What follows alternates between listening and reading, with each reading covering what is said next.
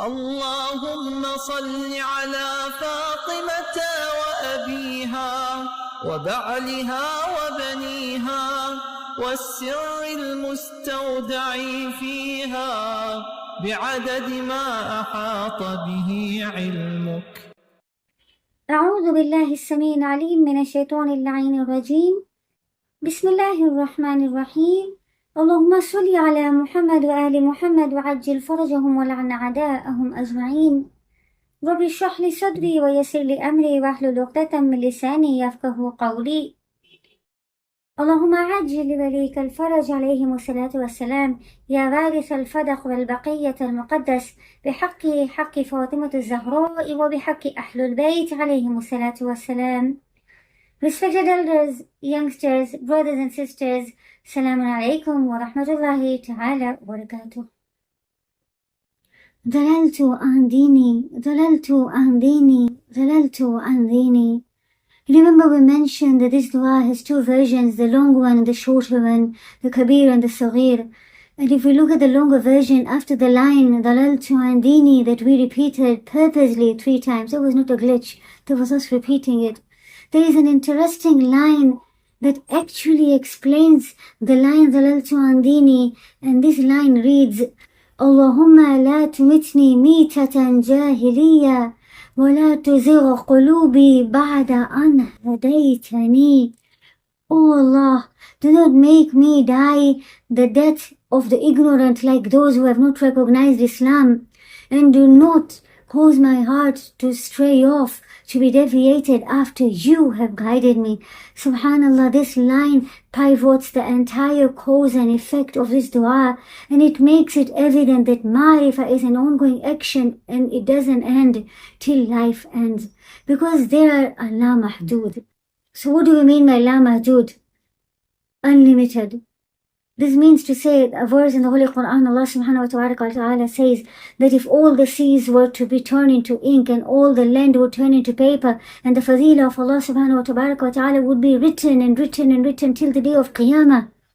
The day of Qiyamah would approach, but the fadail of Allah subhanahu wa ta'ala would not yet be completed. And this is the same similar statement that Rasulullah sallallahu alaihi wasallam says for the fadail of Amir al-Mu'mineen alayhi salatu wasalam, that Ya Ali, even if a person starts writing your fadila with the ink, the seas being ink and the land being paper, till the day of Qiyamah your fadail will not end. Why is this? Does it mean that Na'uzubillah, Astaghfirullah, Allah and Ali are equal? No. It means to say that Allah has given certain authority and certain qualities to Amirul Mu'mineen and the Ahlul Bayt, that if Allah is unlimited, Allah has given them the ability to be unlimited to a particular extent. To a particular extent, being the operative word there. So in this month, we should use this month to fine-tune ourselves and reset ourselves in recognizing Allah and the Ahlul Bayt, so as to actively prepare for the advent of the Mahdi alayhi salatu wasalam. But let us pause here and ask ourselves one question. In the introduction of this series, we say that we need to follow the path of the Imam, who is the Siratul Mustaqim, to reach Allah subhanahu wa ta'ala.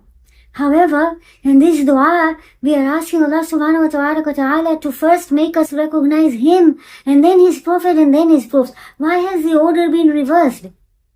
The reason for this is that the Imams, A'immat Athhar alayhimussalam, already have the ma'rifah of Allah subhanahu wa ta'ala, and their actions are in accordance to their level of ma'rifah. And their ma'rifah is at 100%, 110%. Our level of ma'rifah, my level of ma'rifah on the other hand, is in negatives. I am not even 0%. Therefore, in such a scenario, I would not understand their actions which they are performing in accordance to their ma'rifah. Therefore, I have to first understand the basic, which is the creation, recognizing the Creator, and then gradually step up my game into having a deeper sense of ma'rifah. To simplify this, let me remind you of one story of Nabi Musa alayhi salatu wasalam and Nabi Khizr that Allah subhanahu wa ta'ala talks about in Surah Al-Kahf, chapter 18, verses number 60 to 82. What is Allah subhanahu wa ta'ala saying? Now look, a disclaimer here. I'm not saying that Nabi Musa, na'udzubillah, astaghfirullah, lacked knowledge or lacked ma'rifah or lacked wisdom. All I'm saying is that there are ranks of people who obey Allah. And in this incident, Nabi Musa himself is asking Allah that, oh Allah, make me meet the wise man who was rightly guided. These are the words in the Quran. And who was that man? That man was nobody else but Hazrat Khizr alayhi salam. Can we imagine a Nabi as Nabi Musa, the Kalimullah himself? He, to certain extent, did not understand the wisdom of Nabi Khizr, and he objected to them until the wisdom was explained to him, was broken down to him. So what about us when a prophet would not understand the wisdom of a rightfully guided man, a wise man? Then what about us who are totally zero and are in negatives? Would we be able to understand the actions of the Ahlul Bayt and why they perform certain things and why they do certain things according to their level of ma'rifah and follow them? Really? No, we would question them. And that's why we are told first we need to understand ourselves and our weaknesses. Understand we are zero, and then understand that Allah is everything. So similarly, as Nabi Musa a.s. did not understand the actions of Hazrat Khizr, in the same vein, in the same way, we cannot understand the hikmah of the Prophet and his successors without seeking help from Allah subhanahu wa ta'ala, and without understanding and recognizing ourselves and our dependency on Allah. Then only we can understand Allah and His independence of all things. And then only we can embark on this voyage of trying to understand, of attempting to understand. Not fully understand, but to try to understand His proofs and their ita'ah to Allah subhanahu wa ta'ala. Looking at it through another lens, if you have noticed this chain till now, we realize that this dua, we are actually asking Allah to strengthen the very roots of our religion, which is the conformity of Usool ad-Deen. Notice how we say nafsak, rasulak, hujjatak, then deeni. In other words, we are asking Allah subhanahu wa ta'ala to keep us firm on the path of Islam, on the path of Deen, on the path of Sirat al-Mustaqim. How? By making our belief in Tawheed and Adala firm. Nafsak, Tawheed and Adala. And if we aren't firm on Tawheed and Adala, then we wouldn't be able to fully accept Nubuwah, Rasulak. And if we don't fully accept Nubuwah, then we fall short, we fall muqassir in understanding Imamah, Hujjatak. And if we fall short on Imamah, Hujjatak, then our Qiyamah is doomed.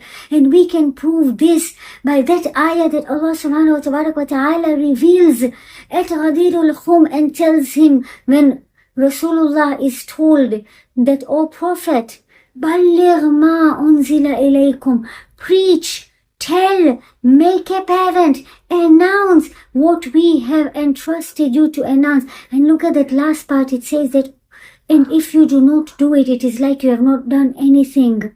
That means to say, with the concept of wilaya is so important that even if Rasulullah would have not announced at Ghadir al-Khum, then his entire nubuwah and risala would have been incomplete. It is such a pivot. And so it is not a surprise that our Qiyamah would be doomed. Why? If we are not conforming to Wilaya.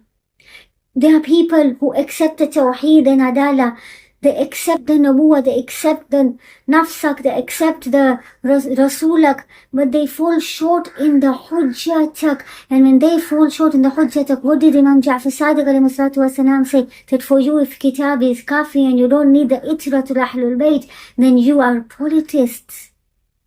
Then you are zalaltu an dini. Thus we have to keep at it and we have to be working towards it to perfect our ma'rifah. Just because we have accepted both, that does not mean that we are complete. No, for those who have taken the Quran, they need to now start looking into the Ahlul Bayt and keep them together. The Holy Prophet said there are two weighty things.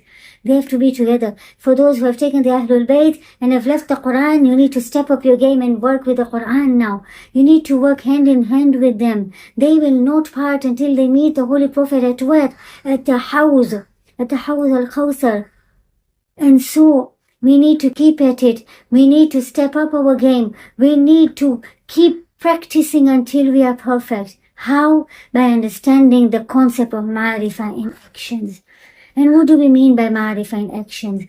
Man is prone to err, and the only way one can resist is by constantly being aware of the presence of Allah subhanahu wa ta'ala and the Ahlul Bayt watching him, and especially the Imam of our time.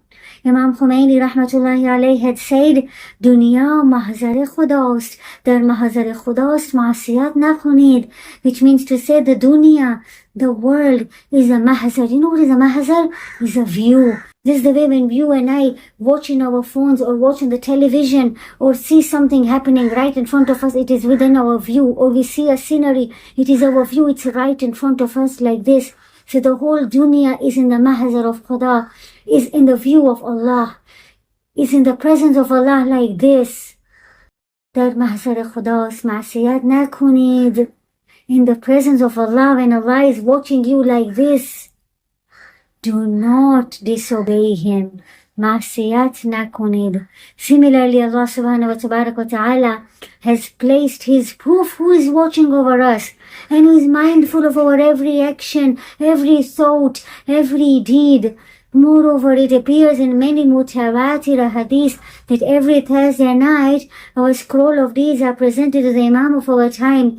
Our good deeds make him smile, our sins make him sorrowful and disappointed and hurts his heart. Let me ask myself, do I want to be among those who make Imam al-Hujjah saddened, or do I want to be a source of happiness, a source of pleasure to him? And what can one say about the one who displeases the Imam of his time, except that that person has deviated from his path and is zaleel from his own deen? Inshallah, join us in the next clip for a powerful dua that is aimed at saving our souls from drowning in the seas of zalala. Wa akhiru da'wana alhamdulillahi rabbil alameen. Wassalamu alaikum wa rahmatullahi ta'ala wa barakatuh. Allahumma Ajjil Waliyyekal Faraj Shareef alayhi wa salatu wa salam.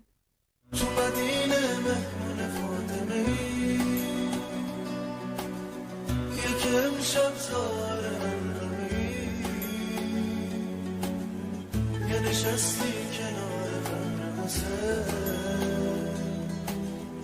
جگر من نوه و زمزمهی اقام